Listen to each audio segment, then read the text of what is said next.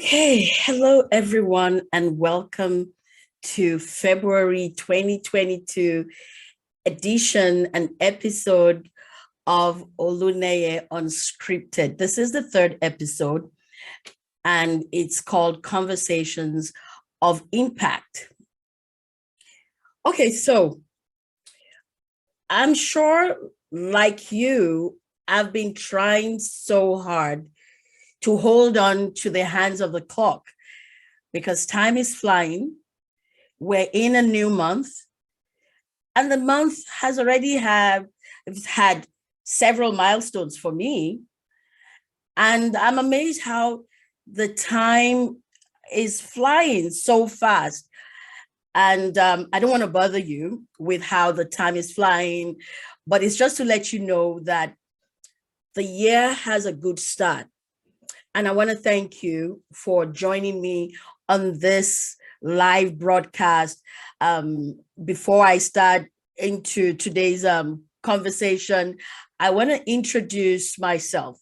For some of us that are joining for the first time, you haven't seen me or you haven't heard me. I'm a woman of many parts and lived experiences, and that sums who I represent or who I am. I'm a storyteller, I'm an author, I'm a spoken word poet, I'm a speaker, I'm a songwriter, I'm a serial entrepreneur. Beyond all of that, I host two shows, Storytellers with Oluneye Speaks and Creators World with Oluneye Speaks. And also, I am the founder and the president of Story Test Group Inc. here in Canada. So we're going to be talking about conversations. I am sure, like you and we've had tons and tons of conversations in our lifetime. But there are conversations and there are conversations. Some conversations are time wasters. You know straight away that when you get into that conversation, you're like, oh no, this conversation is not going anywhere. But there are some conversations that are insightful. You take from what the other person is saying, you understand their perspectives, you mull over it, and you have an engaging, conversation. Now, beyond conversations being insightful, there are conversations that I call conversations of impact. They take you from that point where you've had that conversation to another realm of your purpose or your destiny or your dream, not necessarily intentional, not necessarily consciously, but when you take a moment to reflect on these conversations, you realize that where you are was as a result of that conversation, and that's where we're going. And reason why I'm bringing this to our consciousness in this month is to help us look at those conversations that we've had in the past that have been insightful and have created impact, and then begin to understand how conversations can be of impact in our future conversations. Now, I'm going to use some of the conversations that I've had that have created impact in my life, because I sit down, I look at what has happened over a period of decades, and I begin to wonder, when did this start? And I would say that for me, most of the things that I have lived or experienced have started with a conversation. Now, what conversation am I talking about? I would say the very first conversation that set me on a journey is the conversation with my children. In the summer of 2003, it was a simple, unassuming conversation about their identity, about their knowledge of their heritage and ancestry. I was just having a conversation with them. I was like, where do you guys think you're from? This was a mother-children kitchen table conversation.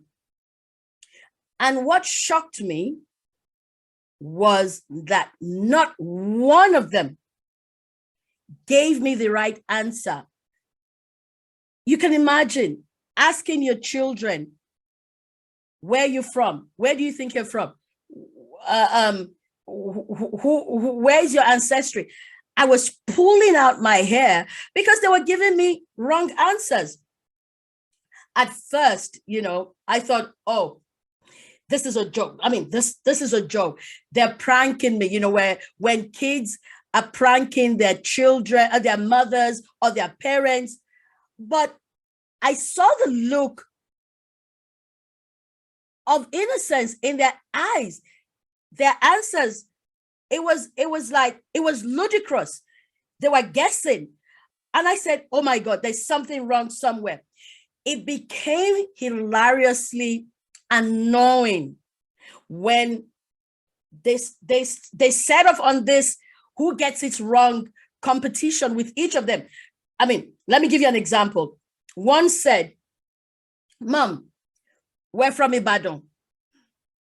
Since we lived in Ibadan at that time, it made sense. I said, no, you're not from Ibadan. And another said, okay, Mom, I know where we're from. And I said, where? And she said, Bodija. Oh, goodness. Okay, my parents lived in that part of the city at that time. It also makes sense. And I said, no. Now, the third of my child, he didn't even bother because he was already flustered. But at this time, he didn't want to go into answering the question because his two siblings had got wrong answers. So now I want you to understand the oldest of them was 12 and the youngest was 6, just to give you an idea of the board that I was dealing with. So back to my question. How couldn't they know their heritage? How couldn't they know their history? How couldn't they know their ancestry? These were questions in my head. I thought to myself, I have failed as a mother. If none of my children could answer this simple question about who they are. So, to the best of my ability, I tried to hide, my disappointment, like, okay, at myself, until, I was trying to mask all of that disappointment that, oh, I've done a wrong job. And then one of them just asked out of the blue that, Mom, is there a book that we can read to know about our heritage, considering the fact that, I had disappointment written all over my face. Okay, so much for trying to hide my disappointment. So that brought me back to the moment. Where do I get a book or resources that would answer these questions? Now, don't forget, this is a board of 3 kids ranging between the ages of 12 and 6. Where do I get a book or resources that would answer these questions? Number 2, where is such a book? Or is there such a book? And these questions, I couldn't answer these questions. And I said, okay, I'll circle back to all of you, because they thought they had done something totally bad, awful, because I mean, there was disappointment on my face. They were trying to be, as positive as possible with the look on my face. But this conversation set me off on a quest to find a solution, because I knew there was a problem. My kids couldn't answer where they were from. They didn't know who they were. They thought they were from a city that they were living at. They thought they were from a neighborhood where their parents lived. And I'm like, okay, I'm going to have to fix this. So I searched high and low,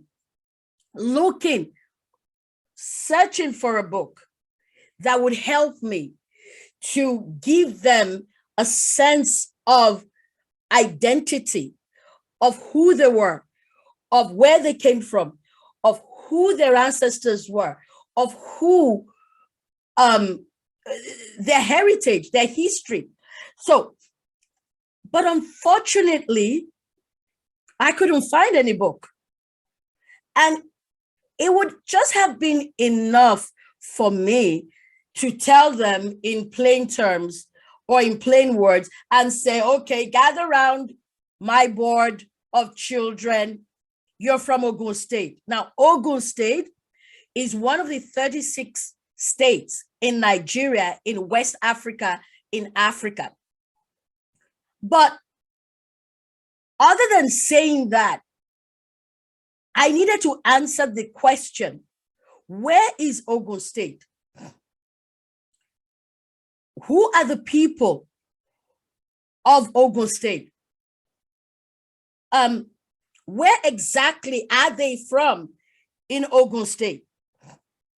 It's just like saying you're from Ontario, the province of Ontario. Where in the province of Ontario are you from? Is it Mississauga? Is it Kitchener? I'm just trying to give you an example of that vagueness of Ogun State. When I said, where is Ogun State to them? And where exactly in Ogun State are they from? Now, who are the people of Ogun State? What's the history of Ogun State? What's the food, the culture, the dances, the places, the people? Then I knew that there was a problem. Now, I have established the fact that there wasn't any reference or historical book about, where they were from Ogun State. There was nothing about their heritage. So the geographer in me kicked in, and I swung into action. And I said, okay, I'm not going to lay the blame on anybody for not providing, resources or books or materials where my children could learn where they're from.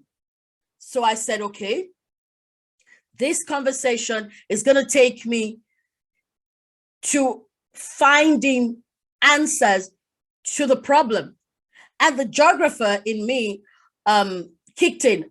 I want to pause to say my first degree is in geography. So immediately I went into that mode and swung into action, and I assembled my version of Nat Geo team, because this conversation, I took ownership of the problem, and I said to myself, I'm going to personally document the history, the heritage of my state. So I had a team. I had a photographer, I had an assistant, and I had a project driver. Now, I'm going to spare you the details of the voices within and outside. The voices within and outside said, you're crazy. You are too ambitious. You're inexperienced. You're unqualified to take on this project. And some were of the opinion that, you know what, yes, there is a problem. Yes, they don't know where they're from. Is that a big problem? Go talk to the government. Maybe the government will support your mission, because this is a humongous task, and it's gonna take a lot of financial, it has a lot of financial implications attached to it.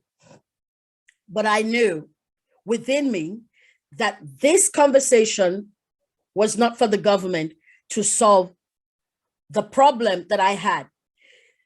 There was a serious gap between my kids knowing who they are, their identity, and I knew there was a problem at hand. So it was not only for the benefit of my children, but for future generations and the world at large, to know about where I come from. Thus, I created my first footprints of legacy. So bear with me a moment. I needed to balance or to choose between the voices that were telling me that I was too bodacious, I was crazy, I was ambitious, to actually doing it. So I chose the voice that said, Olu, you're going to do this. This is legacy. This is something you're leaving as a legacy for your children. Now, don't forget, it started as a conversation. So this conversation took me on this journey to document. So I began in 2003, towards the end of 2003, to document the people, the places. So I traveled to every nook and cranny of my state, the north, the south, the west, the east.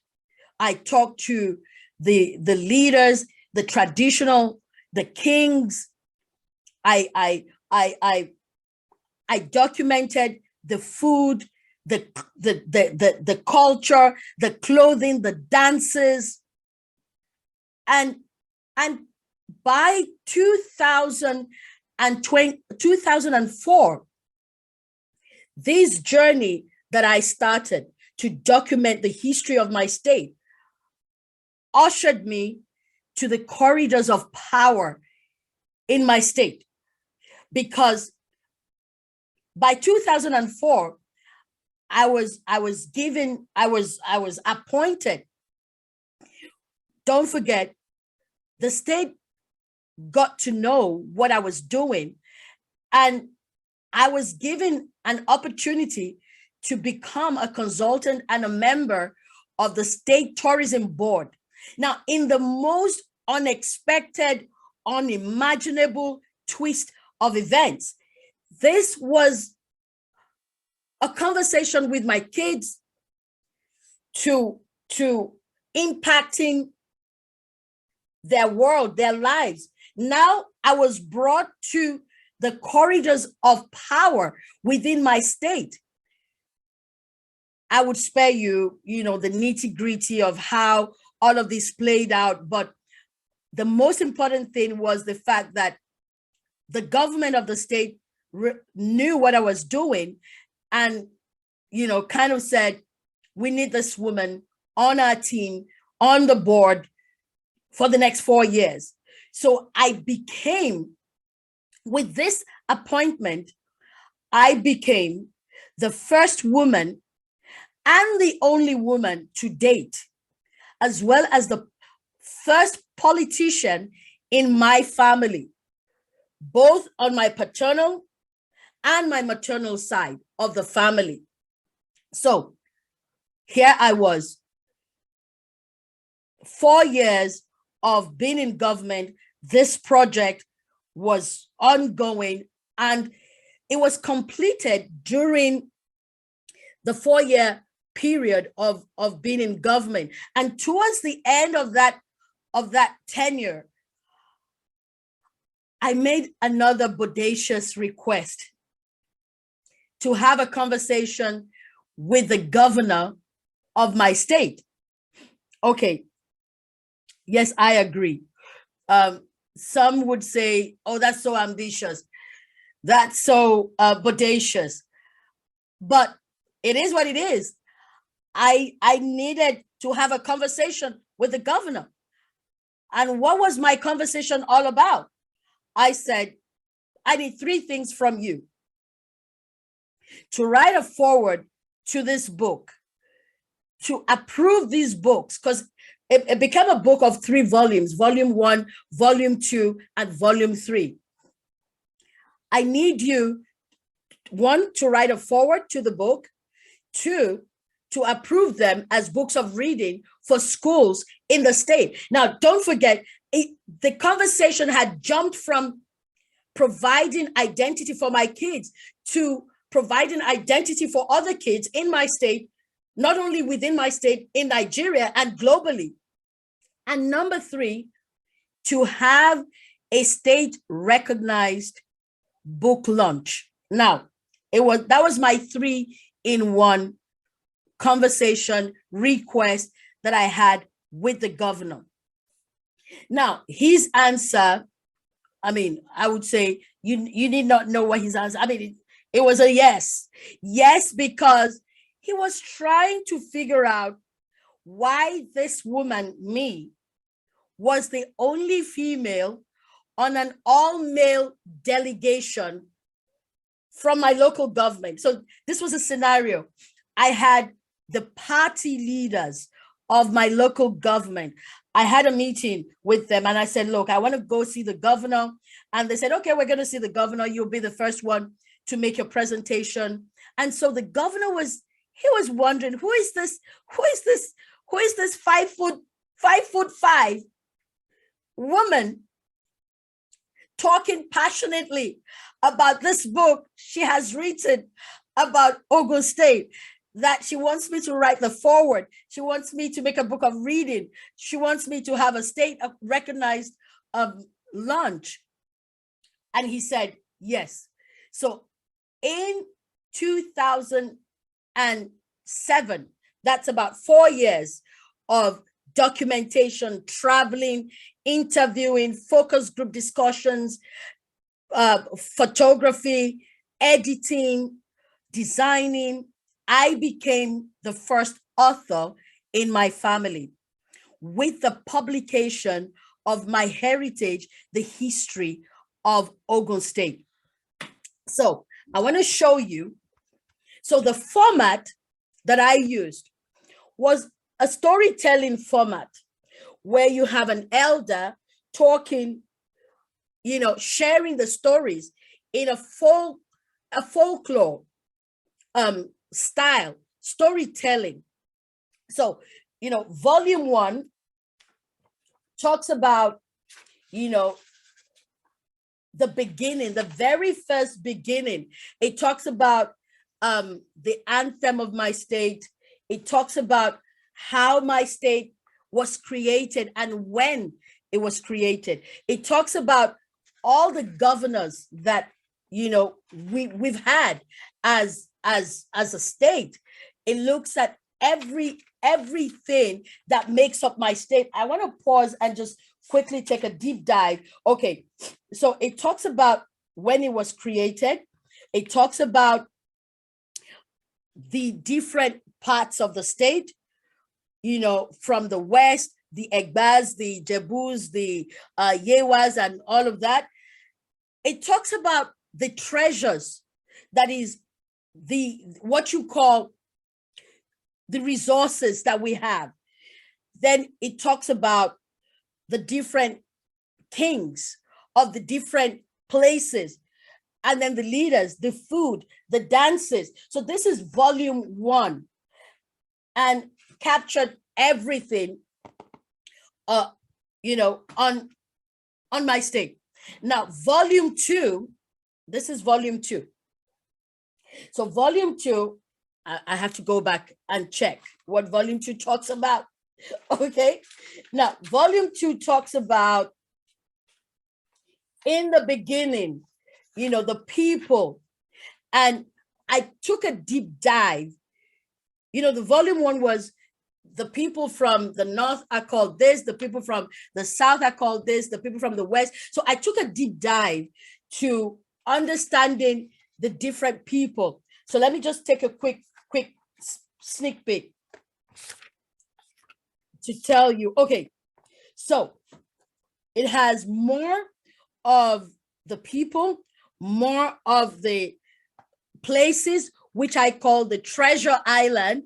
Don't forget, I was so creative. Treasure Island, it has My Kings, it has the Hall of Fame. The Hall of Fame talks about everybody that has done something, that had made a mark in law, in medicine, in humanities, international relations, in industry and commerce, in philanthropy, in telecoms, education, name it, and documented all of this with a puzzle. I also did a puzzle for kids to make it interactive. This is volume 2. And then I have volume 3. Now, what is volume 3 all about? Again, I have to go back. It's been a while. 2007, that's almost 15 years ago.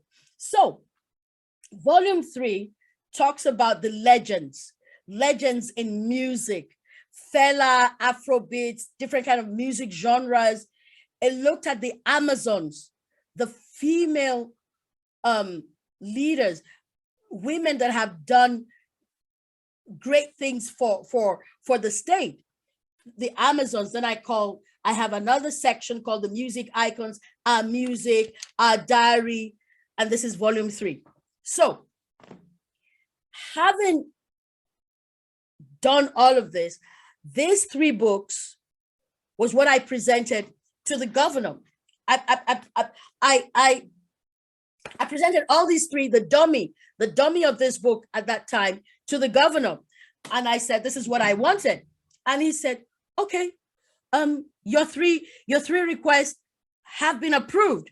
But unknown to me, this second conversation that I had with the governor was to change the trajectory of my life and set me off on another course to the corridor of power. Don't forget, I only had the ambition to have a second conversation with the governor, but I didn't know that this conversation was going to be another conversation of impact. Now, what happened was that during my presentation to the governor, with all these men surrounding me, I wasn't intimidated. I just knew I had to do my business. I had to share my passion, talk to my governor, ask him what I wanted, and out. And I was out. But I did not know that meeting or that delegation was about the next, I would call, local government chairman, or what you call a mayor of my local government. And the aspirant told the governor, this was after I had left, I need that woman on my team. And yours truly, that took me to the next phase of my political appointment. And I found myself again in a male-dominated work environment or situation, as the only female in an 11-man executive council as a supervisory counselor for my local government for the next 3 years. Now,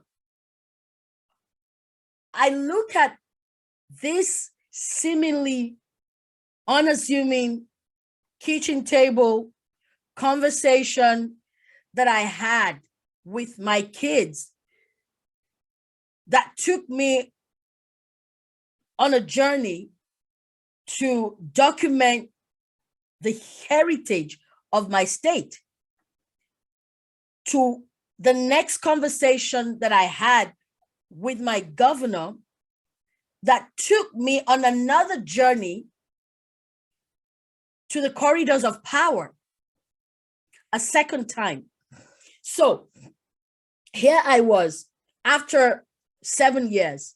I had done 4 years at the state level where we designed and developed the tourism policies of the state. We engaged with investors, with consulate offices, promoting the culture, the people, the destination of my state.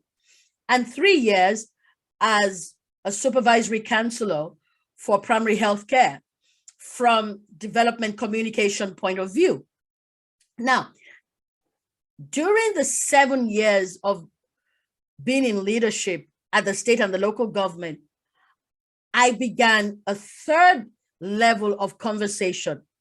Now, this is not a conversation with anybody, but with myself. This time, it was about questions about leadership. Don't forget, I had been introduced. I had become part of the leadership of my country at the state level and at the local level, at the local government level, and I saw how leadership was playing out. So I began to think about leadership, about how leaders were representing the people that elected them. So I became worried, and I started asking questions. And in answering those questions, I had to travel back in time to 1960, when Nigeria became an independent country. And I found myself asking these questions. How did we get here as a country? That was in 2010. After 50 years of independence, don't forget, I had seen it all. I had seen what leadership was. I was part of the leadership at the state level, at the local government level. I knew what was going on at the federal. How did we get here as a country? After 50 years of independence, how did these leaders emerge? I started asking the question, are leaders actually born or made? What was responsible for what I was seeing? Who were the leaders since independence? What happened? What exactly happened? And what have been their roles in shaping our country? And many, many, many, many, many, many more questions. So at the tail end of my second appointment, I got the inspiration to document the leadership landscape of my country from 1960 to 2010. And so the book, or the inspiration, called Dreams of a Patriot, was birthed as an answer to the questions of leadership crisis, to providing or to lighten a candle in the wind of the turbulent crisis that Nigeria was going through at that time. And I remember when I was going into the second book, Same Again, The Voices. What do you want to gain from writing such a book? You're too ambitious. You're too bodacious. You're this, you're that. But I did what I had to do. So in 2012, I exited the government, the politics in 2010. So I had 2010 and 2011 to complete the book, and I had it published in 2012. So in 2012, Dreams of a Patriot was published. Now, this is the Dreams of a Patriot. And this was born out of a conversation that I had. So you look at, it has 31 chapters or 32 chapters talking about a dream of a nation, the dream of a nation, staying with your dream, working for your dream, pursuing your dream, defending your dream, upholding your dream, building your dream, meditating, redesigning, fighting for your dream, re-examining your dream, restructuring, financing your dream, questioning your dream, double-checking your dream, persisting with your dream, critiquing your dream, actualizing your dream. These were the chapters looking at all the leaders that we've had as a country. And by 2012, published, I had it launched in the UK, and that again set me off on voices. Oh, she's way beyond her element. You know, yes, you had a book launch in Nigeria, so why go to the UK? Why do this? I wasn't listening to the voices.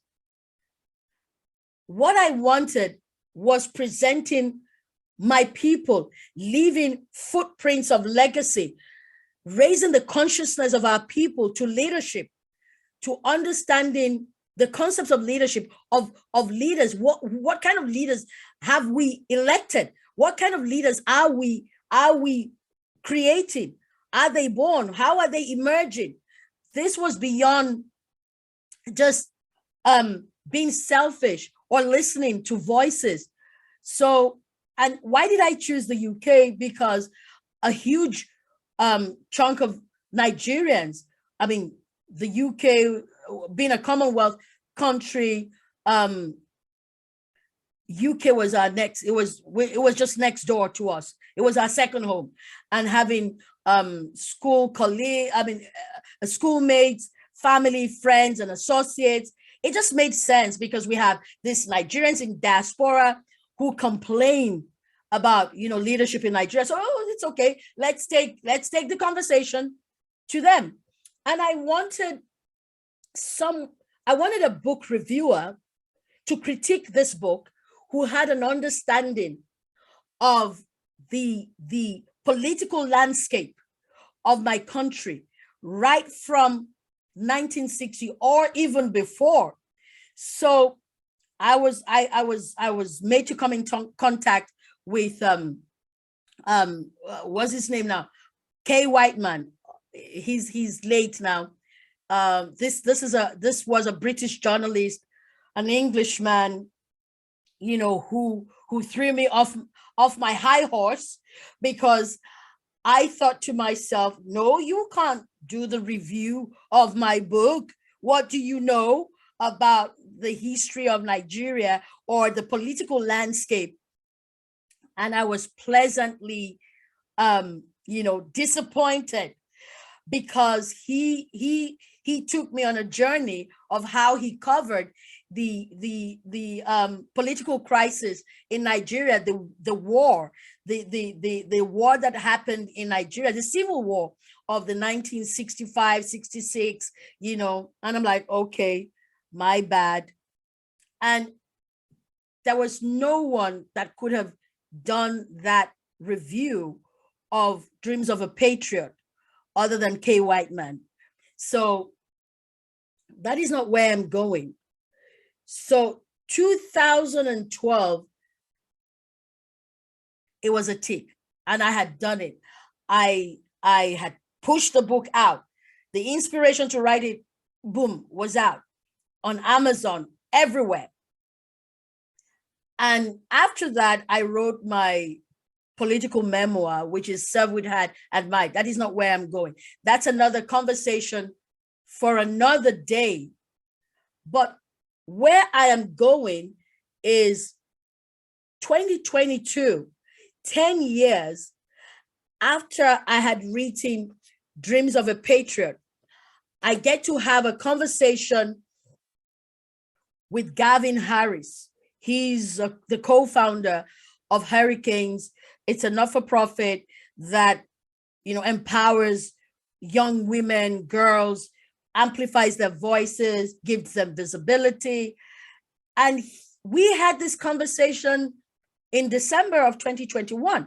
And he said, I want you to, have a speaking engagement with the Santa Clara softball team, a women team.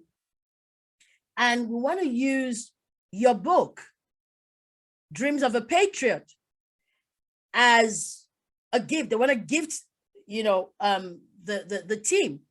Would you mind, signing the book?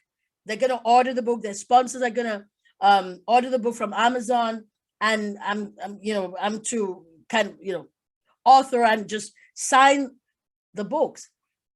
And in that moment, I came to the realization of footprints of legacy, of how we leave footprints of legacy, and how conversations that we've had takes us to journeys that of a higher calling. And I began to go back in time to how I got to writing Dreams of a Patriot, Serve with Heart and Might, My Heritage, volumes 1, 2, and 3. And I said to myself, it is important for us to understand that conversations that we have, conversations of impact that take us from the known, from the known to the unknown. So I'm going to stop here. I want to raise our consciousness. This conversation has not ended. I'm going to complete this conversation next week from 2003, a kitchen table conversation with my kids, to 2007, to 2012, to 2022, to let us know that we have been placed and positioned in the world to make a change, to make a difference, to leave footprints of legacy. And they start with conversations of impact. The question is, are you willing to move from the position of conversation to impact, to living footprints of legacy? Now, in conclusion of this conversation, I come to the pandemic, 2020, and 2021. And with the pandemic and what happened in the first episode in January, I talked about so many struggles, the challenges that I went through. And I looked at how women, I'm also a woman, how we have been negatively impacted by the pandemic, and the stories, how we have lived our stories of resilience, of perseverance, of crawling back to normal, of a passionate tenacity in the face of the brouhaha that is happening. And I began to have this conversation of documenting, of stitching these stories together in an anthology of stories of how women have lived, how they have been able to impact their communities, how they have lived through this period of the pandemic, not only the pandemic, but before. And I came up with the anthology of stories of global women, not only women in Canada, but in the US, in Asia, in India, in Serbia, in the UK. And I'm in the process of bringing these global women together in this anthology of stories. Now, that is actually not where I'm going. In the process, I get to have conversations with some of the co-authors that are going to be in the anthology.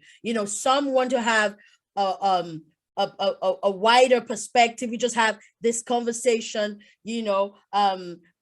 what angle do you want to write about, and this. So in one of those conversations that I had in the course of last week, I get to speak to one of the co-authors, and I took her on a journey of my life, of my lived experience, to talk about, the February episode of Oluneye Unscripted, talking about conversations, and telling her how the conversation that I had with my kids ended up taking me through being an author, not only once, not only second time, a third time, and how the last book, which is Dreams of a Patriot, became a book that was given to Santa Clara. And she said, wait a minute,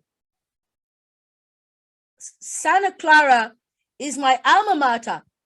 I graduated from Santa Clara, and I froze in time to see how, God aligns and brings us in alignment with purpose, with legacy, with destiny. And I said, this conversation that we are just having is a confirmation of the topic or the theme for February, which is conversation of impact. So I left that conversation totally blown away. It was so surreal. It was like having, what I often see, an out-of-body experience, like, can this be happening? And that makes me to understand that when we give ourselves to having these conversations, not only having the conversations, but moving the conversations forward, that is when we begin to leave footprints of legacy in the world. So right now, I am very careful. I am very sensitive. I am very, how would I call it? I would say, I'm very careful about conversations that I have, because I know that those conversations are no longer ordinary. They are a pointer to something greater. So how I am present in that conversation, how I am listening in that conversation, how I am taking that conversation from that point to the next point becomes very important to me. And that is why I want to share this aspect of how we're leaving footprints of legacy or having conversations of impact. I'm going to come back next week. But before I come back next week, I want you to share with me those conversations that you have had, that have been conversations of impact, that have moved you or changed the trajectory of your life to a higher calling. And I know that the anthology that I'm compiling is not just an anthology. It's an anthology that is leaving a footprints of legacy all over the world. I want to share with us something very significant. On the 24th of February, I'm going to be one of the authors speaking at the Black History Month event curated by the Saskatchewan Writers Guild. And I was asked, like other authors, to share either a poem or an unfinished work that I have. And of course, one of my poems is going to feature. It's an unfinished work. I haven't published it or performed it, but it's going to be featured. And aside from that, to submit the title of a book by an author, a celebrity, or whoever that has inspired us. And for me, it's always Maya Angelou. Her voice, her performance, the depth of her wisdom, and how she has inspired women all over the world. And that is where I'm going. So my choice of her book is And I Arise, which was written in 1978. In 1978, I was 11. So you can imagine a 1978 book that she wrote becoming my preference of a book many, many years. For us to understand, Maya Angelou is no longer with us, but her works are with us. So as long as you are on this side of the world, you have to start thinking of the footprints of legacy you're leaving behind, because this is what the world is going to know you for. It's not the cars, it's not the houses, it's not the jewelry, it's not the money in your bank. It's what you leave as your footprints of legacy. And with that, I'm going to come back next week to talk about another conversation of impact. But if this episode has, inspired you or set you off on a course to do something, I would want to hear it. I believe that we have been called at such a time as this to inspire the world, to inspire people to rise from wherever they are to higher realms of legacy. And that is what Oluneye Unscripted is all about. So I'm going to come back next week. I'm going to, share another conversation. So please message me. I remember last week, Jessica Benton, Tanya Hewitt, and a lot of my community members, they message and send messages. But I want to hear from you. What conversations of impact have you had in times past or having now that will set you off on a journey that makes you to leave footprints of legacy in the world for future generations?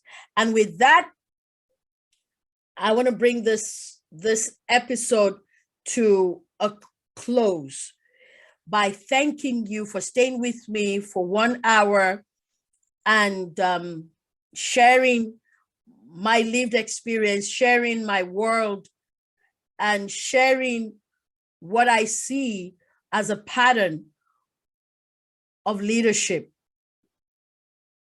And with that, thank you. Have a great week. We're going to be back. I'm going to be back on the 14th, which is Valentine's Day. Okay, pray for me that I give you a Valentine's Day edition of Oluneye Unscripted. Okay, pray for me.